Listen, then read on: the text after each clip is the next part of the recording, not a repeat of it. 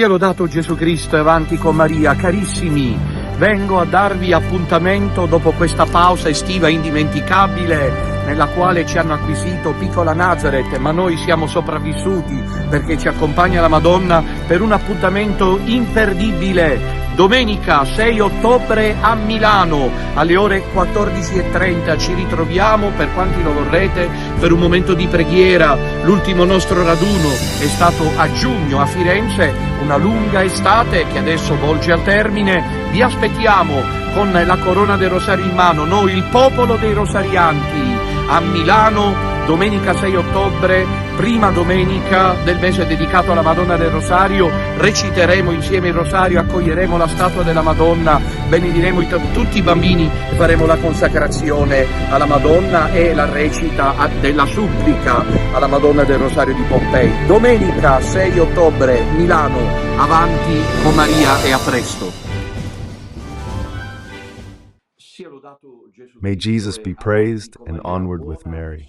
Good and holy day to all of you, my dear children, in the sacred hearts of Jesus and Mary, and in the most chaste heart of Saint Joseph. Welcome back to our morning segment, Holy in Coffee. Today is Monday, the 23rd of September. The Church celebrates, and cannot help but do so, the liturgical memory of Saint Pio of Pietrelcina, the Franciscan friar. For 50 years, from the 20th of September 1918 to the 22nd of September 1968, he bore the stigmata of our Lord Jesus Christ in his own body. There in San Giovanni Rotondo is the sanctuary where this extraordinary witness is remembered, who bore the wounds of love on his body. Our Lord Jesus Christ. Padre Pio was a marvel of grace. He challenged, we could say, the certainties of the 20th century church, which was increasingly leaning towards a modernist view of faith, thus devoid of the supernatural. And with Padre Pio, I think that Padre Pio, Divine Mercy, and especially Fatima, there are others, but these are three paradigms of great supernatural significance, which have reminded us that the supernatural exists and is among us, and that without the supernatural, Christian faith is meaningless. And so Padre Pio, not only with the stigmata, but also through all the mystical gifts he had, reminded us of this supreme truth. There is God, there is heaven, and the supernatural among us, even in the struggle against the devil. I wrote a book about Padre Pio, which was very well received because it's not just a biography, it's also a theological reading of his life. Padre Pio, Man of God, is a book still available, if you want it, at the Radio Domina Nostra office. Today the weather here is dreadful, so enjoy your coffee, because it truly feels like a wolf's weather. However, that's how it is. What can you do? Summer's gone, and here the sky is gray, gloomy, dark. This morning it was really dark. Rain, lightning, flashes, thunder. Nothing's missing. Really, nothing's missing. So from this point of view, it's interesting that we accept from God's hands even this. A good hot coffee helps to get through these not-so-bright mornings, let's say. However, today the Church also commemorates Saint Linus, the Pope. It's significant because he was the first successor of Saint Peter. He was Tuscan from Volterra and reigned as Pope for 11 years, which was quite a long time for that era. Saint Linus, the second Pope after Saint Peter, had special gifts, particularly the ability to cast out demons. This greatly impressed Rome, as it was a deeply pagan city at the time. They saw that this Christian man was casting out demons, and even the proconsul went to him, whose daughter was freed. However, to thank the Pope, he had him condemned to death, so he was beheaded and buried next to St. Peter because he was the second Pope. Indeed, in the canon, Saint Linus is mentioned along with Linus, Cletus, Sixtus, Cornelius, and Cyprian, the pontiff excluding Cyprian from the earliest times, Saint Linus and the second pope. It's not over because there's also Saint Thecla, a disciple of the Apostle Paul, who traveled around. So today there are practically 3 prayers if you want to add Padre Pio. And so it's a day of grace. Today is Monday. I remind you this evening at 9 o'clock, the catechesis. On the confraternity of the Most Holy Rosary, we take up the book of Blessed Alanis de Rupe with the princesses or queens, after having spoken of the beasts, that is, the virtues, as there are vices that the recitation of the 3 rosaries drives away. There are also virtues that the recitation of the rosary grants us. It is indeed true. In my parish, when I was a parish priest, before mercy befell me, I guided several young people. The young people must especially fight, even though, let's say, this is true up to a certain point, against the sin of lust, of the flesh, the sexual temptation. Here I was encouraging to pray the rosary. I've never seen a young person who prays the rosary and falls, because the Madonna intervenes, just to give one example. So how the rosaries drive away vices and also obtain virtues. These virtues are like queens, like princesses, that the 15 mysteries of the Rosary grant us. Tonight we will talk about this after having seen these last episodes, the beautiful, beautiful apostolic letter of John Paul II, the Rosary of the Virgin Mary, this evening. More than 2 weeks remain until the gathering in Milan. It's not a gathering, I feel compelled to say, but it's not a gathering. In fact, from the Central South, they are not organizing, because when I talk about a gathering, I must say they really organize. But it's not a gathering, it's a prayer meeting. So I say this beforehand from Calabria, Sicily, Apulia, Basilicata, Molise, Campania. They will hardly come to Milan, maybe some on a personal level, but not like when there are gatherings. I hope, however, that from Rome, given the direct express train Rome-Milan, they might come anyway, as it's a prayer meeting. On that occasion, I will present my 2 new books, as I mentioned, which are The False Church and Its Destiny in a new edition, with Michelangelo's Christ, Christ the Judge, raising his finger against the false church, and then also the other book I care a lot about, The Eagle and the Sun, as the first volume of commentary on the Gospel of John. That is the pastoral, spiritual, and theological commentary on the first 5 chapters of the Gospel of John. Meeting starts at 2:30. Please make sure to arrive on time. There will be the rosary, the reception of the Madonna, then the consecration to the Madonna, the supplication to Our Lady of Pompeii, because it is the first Sunday of October, the blessing of the children. We will bless the children from 0 to 12 years old. Obviously, once I blessed the children, an old man showed up. I feel like a child. He said to me he wanted the blessing. I gave it to him, but it seemed to me, there's truth in it, as old age makes you like kids, right? With a few more wrinkles, naturally, and the skin a bit more wrinkled, to be honest. Here, all right? And then there's the teacher celebrated by Father Ioannis with the homily Marameo, the homily of Don Enrico Marameo. And then after the Eucharistic procession with Brother Celestino, half Marameo in reverse. It's clear why they don't condemn Brother Celestino. All right, this is Sunday, the 6th of October. And then I remind you of the other very quick evening appointments. Tomorrow evening with War Tuesday at 9 o'clock. We continue our evening segments with War Tuesday, the False Church and Its Destiny, the 5th episode, titled The Hand You Have Seen and Dishonor. The current situation with Maria, or with Satan, Wednesday, it's Don Ramon's turn with the Biblical Wednesday, Thursday, the 26th. September, we continue with the Symphony of the Lamb, the commentary on the Book of Revelation, which is available at the Radio Domina Nostra office if you want it. We left the first chapter with the Kyrios. Now we move on to the 2nd and 3rd chapters, which are together because we have the septenary to the churches, the 7 imperial letters of the Kyrios. As the exegetes say, the letters that the Kyrios addresses to the 7 churches They are in imperial style, meaning they mirror interesting what John would have done, because the style mirrors that of the emperor when he wrote to the provinces. When the emperor of Rome had to establish something for a specific province or for all the provinces of the empire, he would write these imperial letters, right? And the style that the 𝐥'Ios employs, the style used by the 𝐥'Ios to write to the seven churches as the 𝐥'𝐿 evokes this beautiful idea. So it is the emperor, the 𝐥'Ios, who commands the church, not Bergoglio, Jesus Christ, until proven otherwise. Specifically regarding Bruno's call, I think it was last night from Sardinia, if Jesus Christ in Matthew 19 says, "Whoever leaves their own wife and marries another commits adultery," and Bergoglio authorizes communion for divorced and remarried people, I remind you that the emperor of the church, the 𝐥'Ios, is one and only Jesus Christ.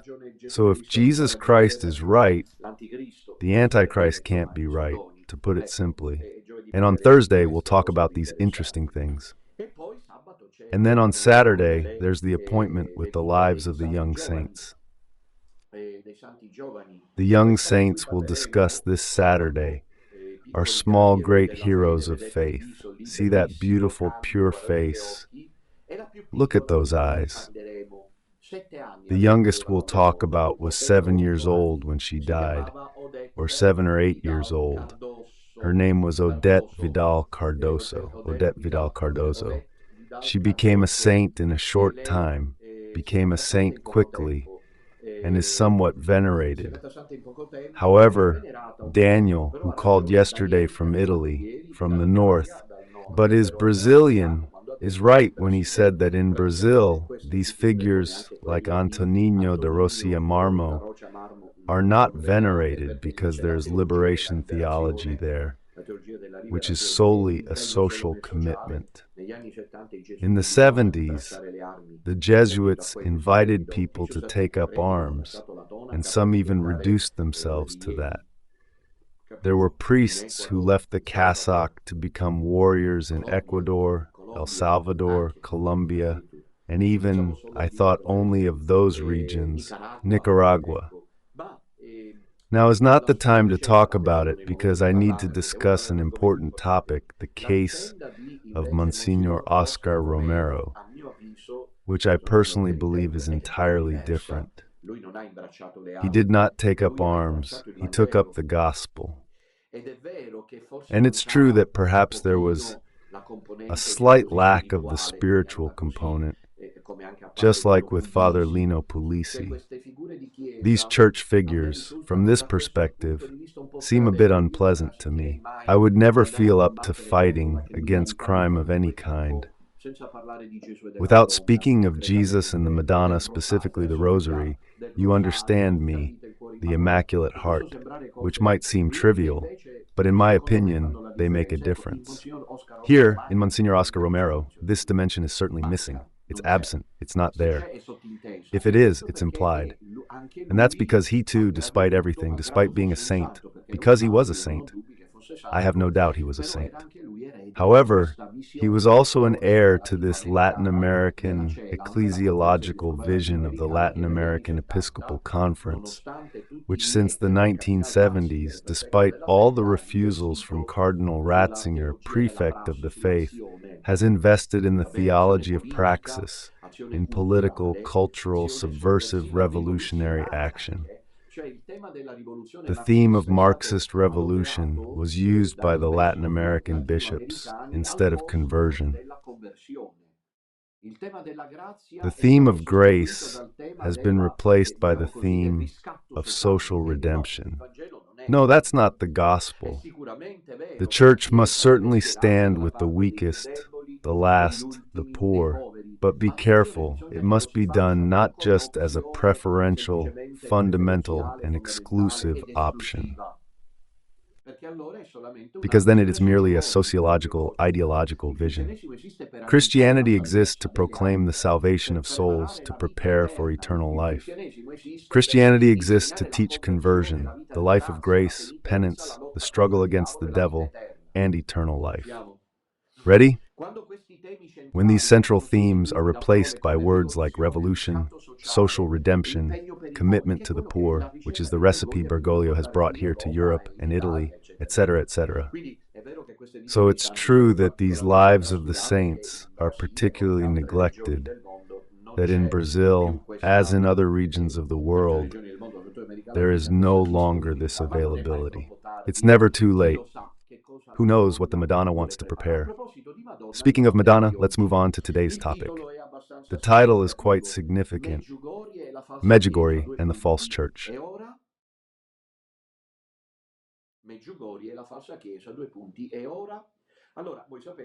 All right, you know that last Friday, Fernandez's document was released. They call someone the prefect of faith who wrote trust supplicans and should be doing penance somewhere. Look at how Rome is reduced. Someone who produced a document with an explanatory note saying that 10 to 15 seconds are enough should be in a monastery. Someone who authorized the blessing of gay couples at the altar should be in a monastery asking for forgiveness. They call him the prefect of faith. He produced a document which, in essence, states that regarding Medjugorje, the alleged apparitions remain in suspense. The Church does not want to pronounce on the alleged apparitions, but authorizes pilgrimages and pastoral and spiritual activities in Medjugorje. And above all, at the end, it throws in what I said first. Now everyone is picking it up. It's incredible. This Don Minutella, poor Don Minutella, at least they should recognize him the credit. Giovanni is the first to say it. Now, if you go looking on social networks, everyone is highlighting this aspect that many probably missed. In the final part of the document, almost inadvertently, as if under a final hypnosis, comes the decisive blow. Now I'll read you the decisive blow. Let's see if I can find it right away. Let's see. Meanwhile, I'll tell you in my own words, from now on, regarding the messages, and here we go straight to the point. The collection of messages that are published cannot be released without the nothing hinders of the apostolic visitor, who is the Bergoglian bishop placed in Medjugorje.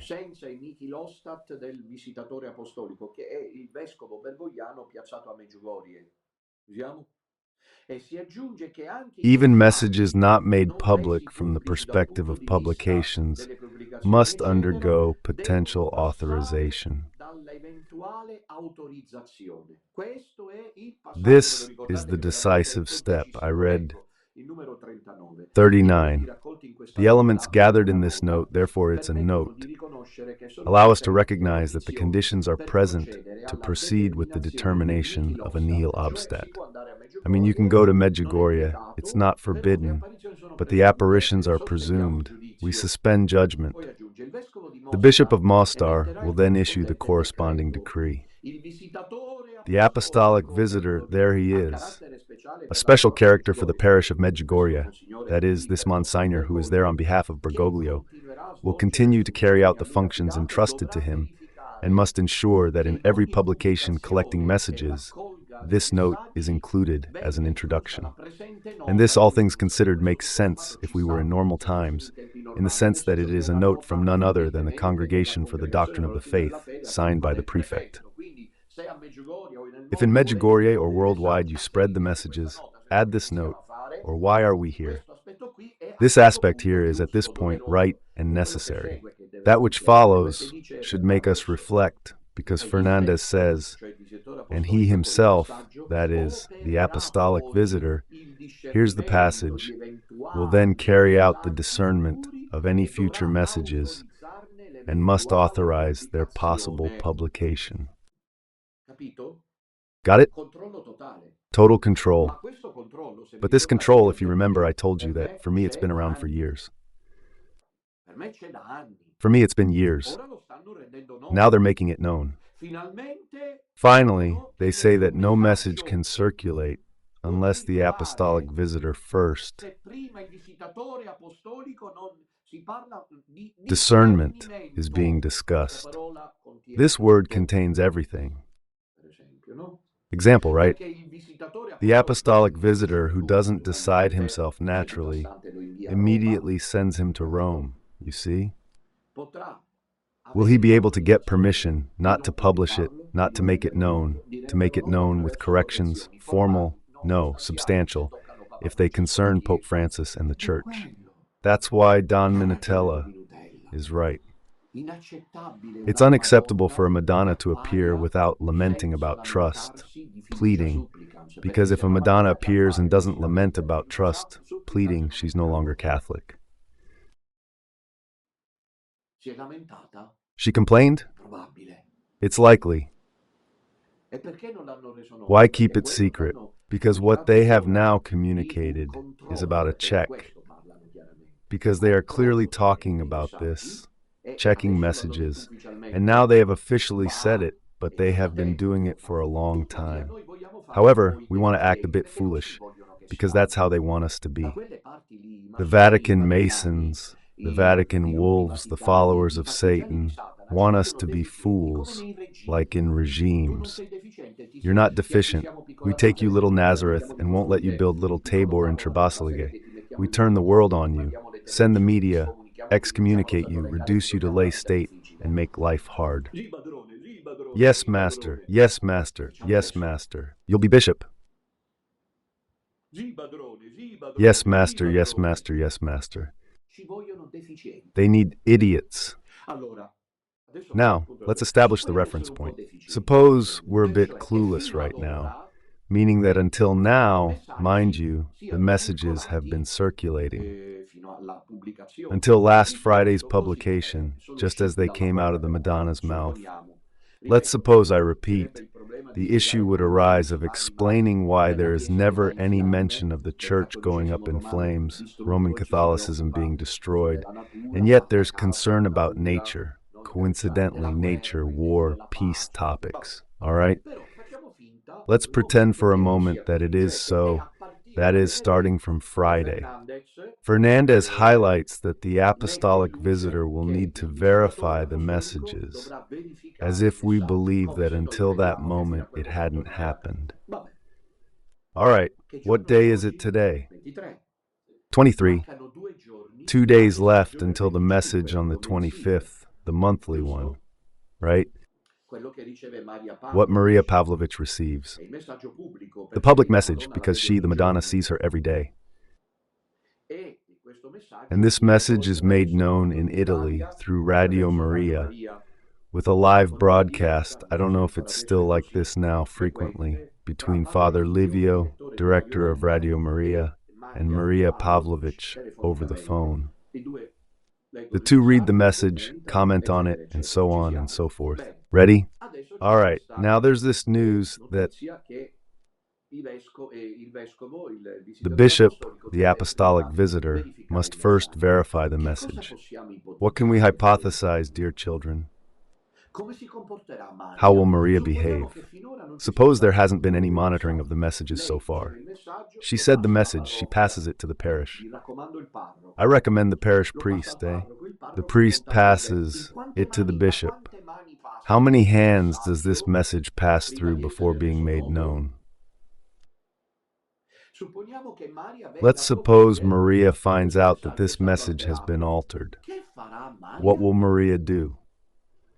Will she say it's not true, claim it was manipulated, or pretend nothing happened? That's why many say that this message, this decision imposed by the Vatican, is also serving to divide the world of Medjugorje. I assure you there's a split that I consider lethal, and I'll explain why. There's a significant and numerically larger portion of Medjugorje, like Father Livio, who say finally, the Church has clarified things.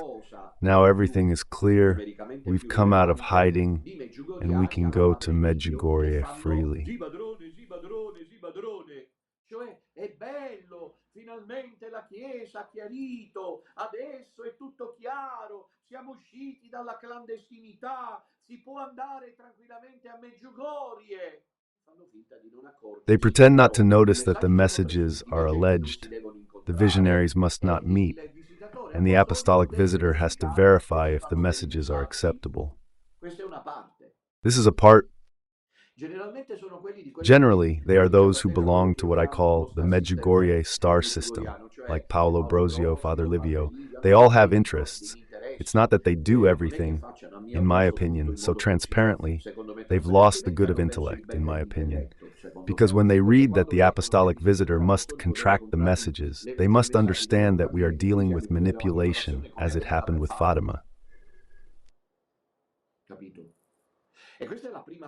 And this is the first group of convinced Medjugorje followers who think it's fine, it's right this way, now everything is finally clear. But what's clear? Does the bishop need to check the messages? Assuming, as we think, that they haven't done it so far. We buy into the idea that until the day after tomorrow, the messages haven't been checked, manipulated, or altered. Pretend it's like that, Fatima. What happens now instead from the day after tomorrow? Already Mirjana, coincidentally, said that the messages of the second are no longer there.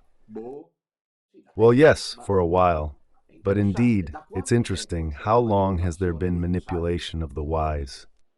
Mirjana said that the messages from the second are no longer there. I don't know, they're not there anymore. Mirjana has pulled out. At what point are we with the seers? I wouldn't want to be in their shoes. I'll tell you why. Because it's not like the Madonna, they are privileged, and she tells them, disobey, obey, do this, do that, be careful, otherwise heaven wouldn't be, as they say, fair.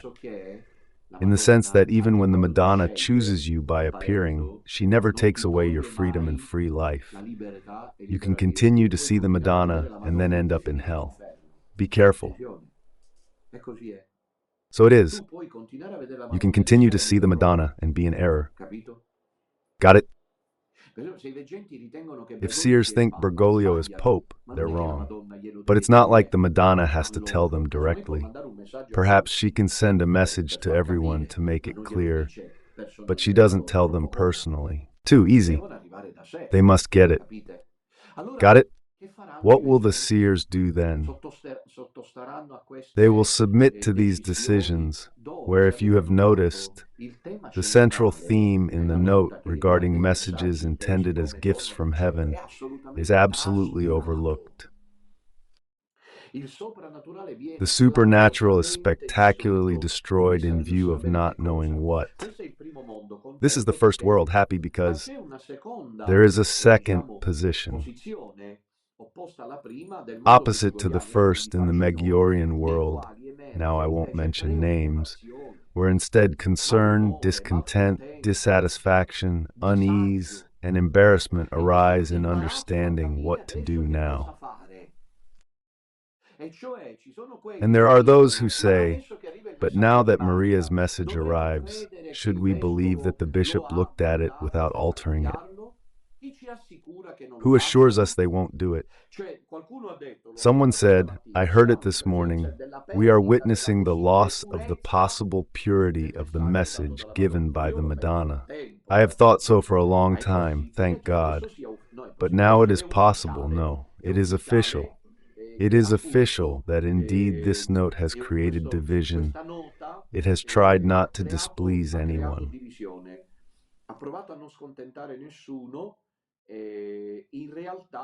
Actually, I reread paragraph 39, which also brings up Aldo Maria Valli. The apostolic visitor will then discern any future messages or past messages that have not yet been published and must authorize their possible publication. So the apostolic visitor can even decide that the day after tomorrow, if the Madonna gets tired, gets fed up, and says that Bergoglio is not the Pope, the apostolic visitor can decide not to publish it.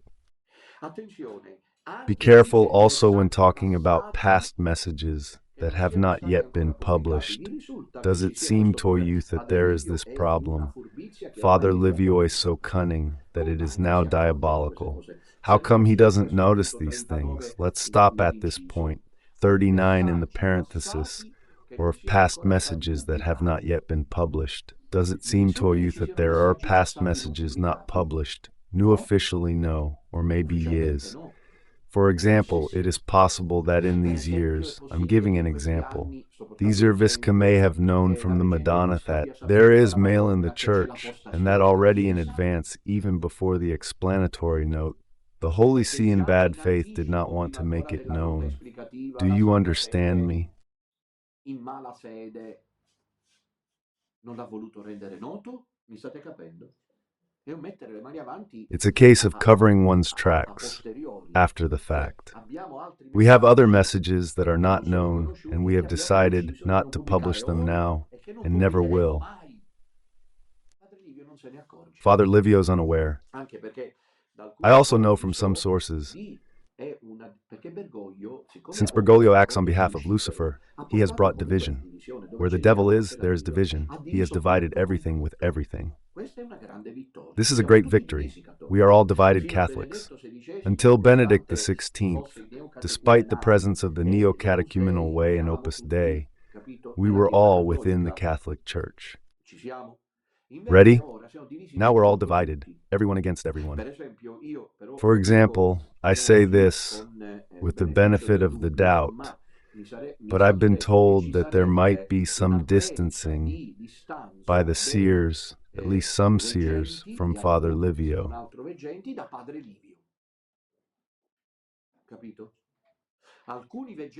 Some seers from Medjugorje have distanced themselves from Father Livio. Radio Maria's head. True, isn't it? I don't know this. I wouldn't be surprised. What past messages are being talked about that haven't been published yet? What are they? If they say it, it means there's something there. Or there might be. Being naive and generous, let's say these messages aren't there yet. To be clever and shrewd, let's say they exist, and they are the decisive ones. They don't concern the little flowers and the birds. They don't concern the war in Russia, Ukraine. They don't concern the cosmos and nature. They concern Pope Francis, the Vatican wolves, Freemasonry, modernism, etc., etc. They've kept it secret. It's a way of saying, we have them, we've classified them, we're not making them public. It is possible that the regents deliver these messages and then they are no longer responsible because the Vatican decides. Perhaps there could be something more. Maybe in the coming days they'll bring it up again because they listen to me, the bloc, they don't get it. Don Minutella, who is the worst for them of all, gets it, and then they say, wow, he's right. Be careful with what I'm about to tell you. Let's reread paragraph 39. The apostolic visitor will then discern any future messages. The day after tomorrow, there's the one on the 25th, as we've already mentioned. Of past messages that have not yet been published. We said that the first option concerns possibilities, messages that speak ill of the Church and Pope Francis, because for them it's speaking ill. None of you have considered so far that the theme of the 10 secrets might be implicitly included here.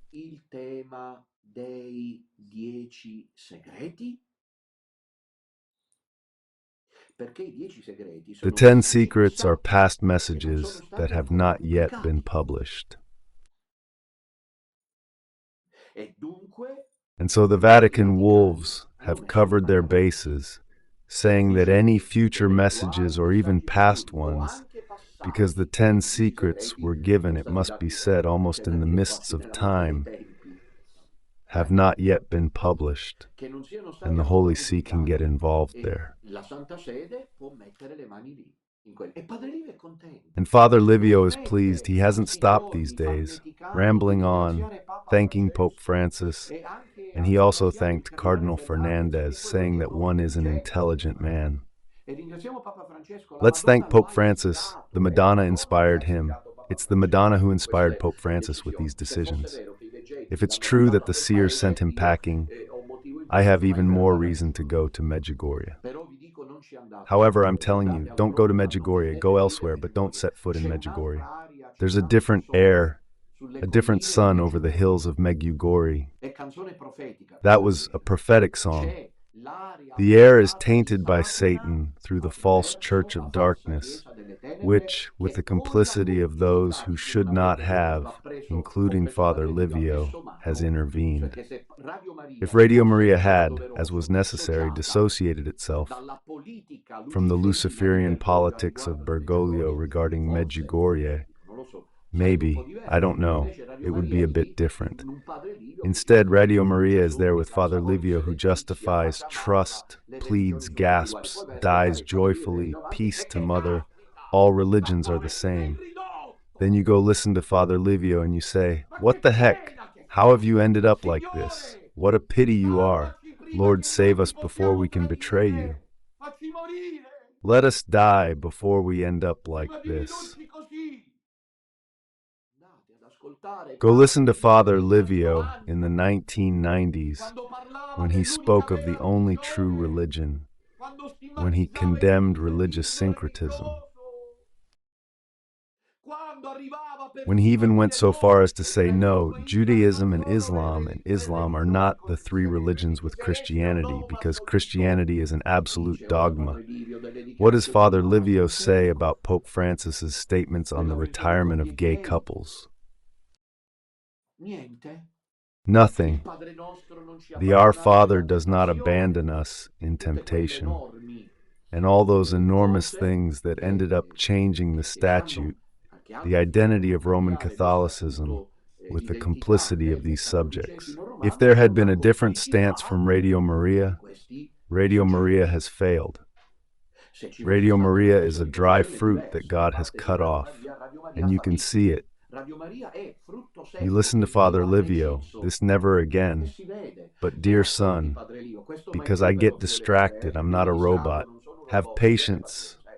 I have to say it. It's a continuous passage, but I'm not a computer. I get distracted. I'm also a human being.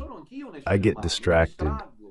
Sorry for an internal note. I was saying Radio Maria has failed because it no longer announces the Catholic truth, because those who follow Bergoglio no longer announce the truth. Father Livio's pretending nothing's happening. And if anyone thinks my attack is wrong, it's a declaration of truth.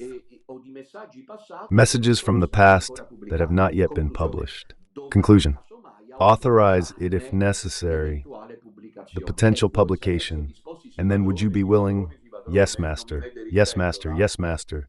Don't put me in the pot. To believe that the next message, the day after tomorrow, I haven't believed it for years, and I'm right. Because as you see, I tell you things. I have no intellectual pretension and no fragment of pride. The Lord knows how to keep me in check. But you see that I tell you things in advance, and then you have the evidence? Then you've proof. It's been a while that I've been telling you, for at least 2 years. These messages aren't convincing. There's manipulation. Maybe the seers receive them, but they change them. The parish transforms them. Now there's the acid test. Anyone to check the message? I'll do it. Just curious for the day after tomorrow. Now it's official that the Holy See controls them. The Holy See checks them and has complete freedom either to manipulate them or to not make them known. Got any idea what it means? Father Livio cheers. I don't know, dear children, truly. In the face of what is happening in our days, the noose rule, as it is called, highlighted not only aims to scrutinize the contents of the Madonna's messages, that is, to judge whether they are true or not. Not only does it grant men the power to interfere with the Madonna's choices, but also with the Madonna's choices. Mother of God, because if the Madonna gives that message, in any case, in a worldwide event like Medjugorje, she authorizes pilgrimages. So at the limit, it doesn't touch but also overturns the mechanism that the Holy Virgin had indicated to Mirjana by introducing an unconsidered step, namely the scrutiny by the apostolic visitor with the possibility of preventing its dissemination. You think I'm joking when I tell you things, I see you smile, but you should reflect when I make jokes. Earlier I told you, when Mirjana decided, the Madonna, that the message of the second is no longer there. I'll tell you what it is now. What does Mirjana do? Every time there's the message of the two, it's the only one we have public proof of. What's Mirjana up to? What was Mirjana up to? The hill of apparitions fills with thousands. I've been to the apparition on the second many times. People go there at night, early morning. It's really beautiful. Permitted by the Madonna, this is to tell you that even the position of Don Minutella, which many did not understand, is clarified, but they believe in Medjugorje. Now, more than ever, I tell you yes, and I have proof, and I have given you proof beforehand that they manipulate the messages. And so I tell you not to listen to them anymore, and not to go to Medjugorje anymore, because it is barren ground, except for those like Father Livio who refuse to see. Mirjana, when the apparition ended, I am a priest. So the priests at these apparitions on the second often had, not always, sometimes due to the immense crowd it was impossible, there were people all the way to the road from the place where the Madonna appears, and Mirjana would arrive there. For about 10 minutes or even less, 5 minutes before, she would arrive with the with the guards, but family guards. They would bring her up there. To the relatives, sometimes it was allowed. I would go in a cassock. They would let me go up. I often found myself next to her while the Madonna appeared. It creates a truly special moment. After Mirjana, because that's how it's pronounced, but she's known as Mirjana. She sees the Madonna, recovers, there's a bench there, and she sits down carefully, and dictates the message to her collaborators. After a couple of minutes while praying, Mirjana is saying what the Madonna said.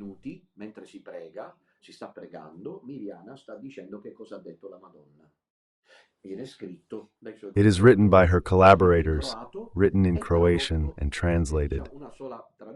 One single translation, the one in Italian, sometimes they did it in French too, there on the hill of the podboard, but mainly in Italian, due to the presence of Italians. What happens then? What happens is that immediately, before the meeting dissolves, the speakers read the message after a couple of minutes. So it was a message, this one from the second, that slipped away. At each check, in fact, these were the most serious of the second day, if you look compared to those of the 25th, which are instead delivered to the parish. Now it's official, but it has been like this for a long time regarding the apostolic visitor, regarding the Holy See. Those messages of the 25th, there's only occasionally some light that turns on, but it's only those of the second day. If you read them, they are interesting. Naturally, who knows why the message of the second day is no longer there? I say this because Miliana wrote it immediately, because it was noted immediately, and therefore there was no control by the authorities. So the strict rule serves precisely to clarify this situation here. What about us and the 10 secrets? It goes without saying that Father Petar Ljubicic, the Franciscan who is supposed to make them known, I'd rather be in his place. Better 2 excommunications than a mission of this kind. I wonder if he would receive a denial from the Holy See to reveal one or more of the 10 secrets of Medjugorje. What'll he do? Will he obey, as required, by the vow of obedience to the Holy Father and the superiors? Disobey and make them known. sick and with the necessary changes. When the seer the day after tomorrow, to pretend that it hasn't been like this until now, Maria delivers the message as it is now known, the apostolic visitor must look at it. Change it. Will she stay quiet? Will she comment like nothing? Obeying the authorities? He disobey? Important question, my dear children. Even the individual messages that the Madonna usually entrusts once a month to the visionary Maria, whom we are discussing, must pass through the scrutiny of the apostolic visitor. It's obvious he has to review them. From this perspective, it's interesting to ask where we stand. The gag placed on Medjugorje, similar to the one imposed about 60 years ago, Fatima is a déjà vu, someone writes, meaning it seems that unfortunately this matter of controlling what the Madonna says is repeating itself. And so what can the conclusion be? The conclusion is that there is a green light for worship and pilgrimages. It's a gagging, as I mentioned in recent days. I am here and well, I have spoken, I'm talking to you about it.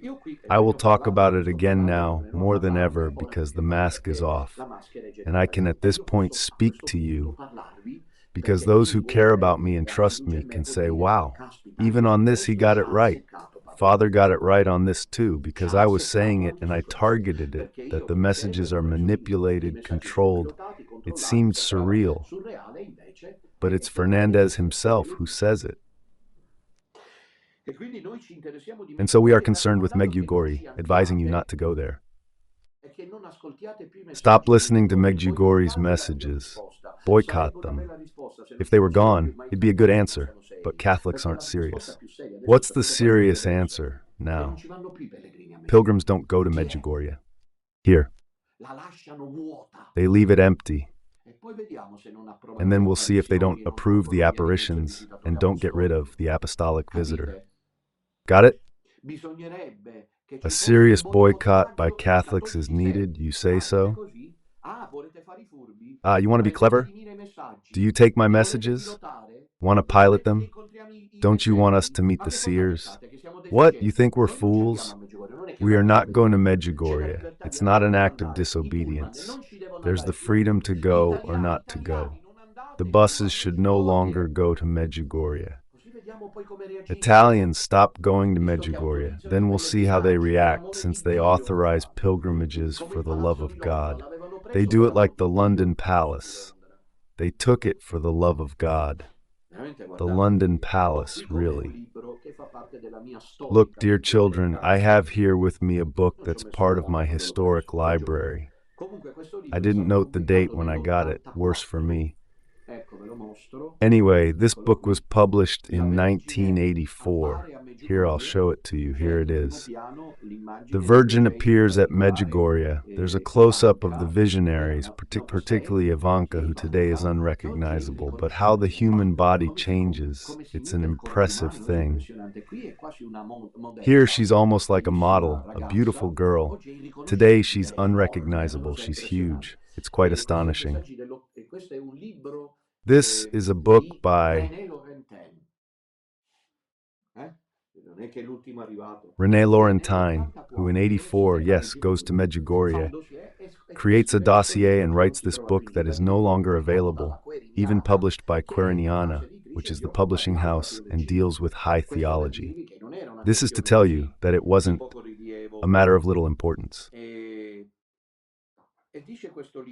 And this book says at the beginning, because this book, well, a book like this is a research.